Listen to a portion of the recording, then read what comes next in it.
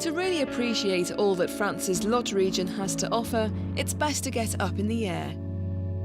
In the early morning light, you can see all the tributaries of this river, which give the area its name. Also visible, perched high up on this rocky outcrop overlooking the Alzou Valley, is Rocamadour. This vertical village is visited by 1.5 million people every year. They come to discover its colourful heritage and climb the many steps that lead to this chapel called the Chapel of Miracles.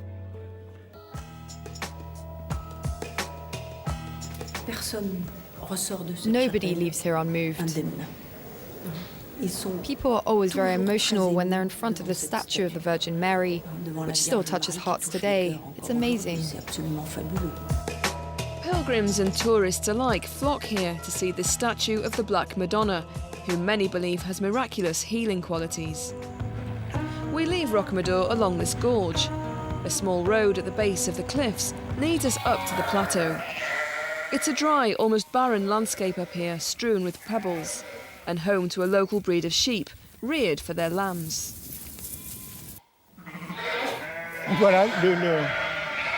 This is the youngest of the flock. He's only 4 hours old. He was born just before noon. Easily identified by their signature black eyes, these sheep have been grazing in this particular corner of France for years. There are lots of rocks and very little earth. The soil is very dry. Only this coarse breed of sheep can graze on this barren patch of ground. From the Dordogne to the Lot Valley, our journey takes us on through many hamlets and villages. The road, lined by kilometres of dry stone wall, finally brings us to the region's main city, Cahors, which is famous for its winemaking. Between these two rows of vines, an unusual technique is being employed. The SIGAUD brothers squeeze out the grape juices by hand. We already have an idea about the colour of the juice. We already have a red tint, which is very, very bright. It seems to be a good vintage. This grape is a Malbec, the main local variety. It's always essential to test a few bunches before the whole crop is picked. We're ready to harvest. At the foot of the vineyards, the river meanders peacefully through the valley. From its banks and up onto the slopes, long rows of vines have been planted meticulously in what might appear to be a rather arid soil. It might look parched to humans, but it's really not for these vines. Even before phylloxera, there were vines here. It was Jean-Marie SIGAUD who first set up the business, but it was his sons who gave it a fresh burst of life. After carefully studying their fields, they've improved their winemaking techniques and found new and interesting flavours. This new generation has really understood all of our mistakes. They have their own know-how that's different to our own. We don't make wine for fun, but to please those that drink it.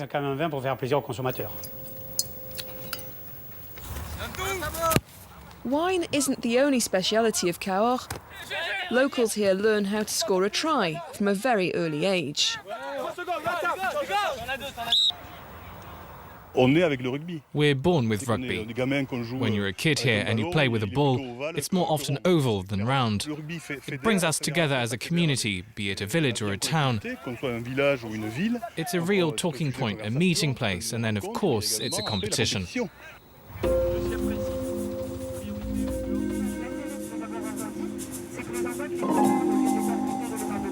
In order to really discover Cahors, you have to take to the water and navigate its locks. The lock is 5 metres wide and the boat is 4.8 metres wide. The hardest part then is actually fitting the boat in. The 14th century Valentré Bridge is a World Heritage Site and the jewel of Cahors. Legend says its architect signed a pact with the devil. The boat's captain never tires of this view. When you fall in love with this river, you see it in so many different ways. I love it. As soon as I come out on my boat, I'm a happy man. A short distance down the road is Saint-Cirque-la-Popie. Nestled high above the river, the village has long attracted artists. Here we're going down the street to the Rignot Museum and the Breton House. Surrealism master André Breton made this place his home. He fell in love with this village straight away. I always thought it was a magical place. That's why we stayed here. We're mad about it. Breton once said, "I've stopped wanting to be anywhere else."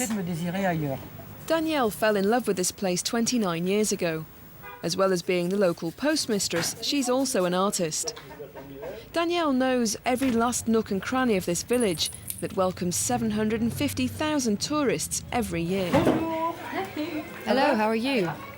This hostel, which is the village's oldest, has long been a meeting point for artists. Many have left their works displayed on its walls. Breton and the photographer Man Ray were both regulars. It's the soul of the village. This is where we used to come and have a coffee every day. We still do in the autumn when there are less tourists. It was the heart of the village for us.